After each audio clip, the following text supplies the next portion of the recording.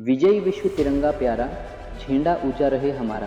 आज प्रजासत्ताक दिन 26 जानेवारी 1950 पासून देशात संविधानाची अंमलबजावणी सुरू झाली। आज 76 वर्षानंतरही संविधानानुसार देशाचा कारभार सुरू आहे आणि कायम राहील। घटनेचे शिल्पकार डॉक्टर बाबासाहेब आंबेडकरांनी जे आपल्याला संविधान दिलंय, जोपर्यंत सूर्य आणि चंद्र आहे तोपर्यंत हे संविधान बदलू शकत नाही। सांस्कृतिक परंपरेचा वारसा आणि आधुनिकतेची कास धरत आपला भारत आज जगाचे नेतृत्व करत आहे। शिक्षण, आरोग्य आणि तंत्रज्ञान क्षेत्रातील क्रांती हीच आपल्या प्रजासत्ताकाची नवी ओळख आहे।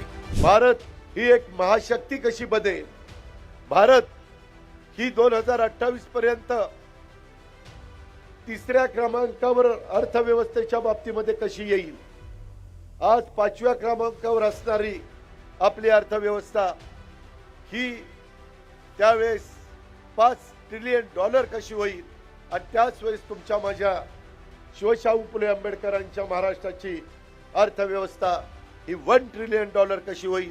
विकसित भारताच्या या प्रवासात आपण सर्वजण सहभागी होऊया। सर्वांना प्रजासत्ताक दिनाच्या मंगलमय शुभेच्छा।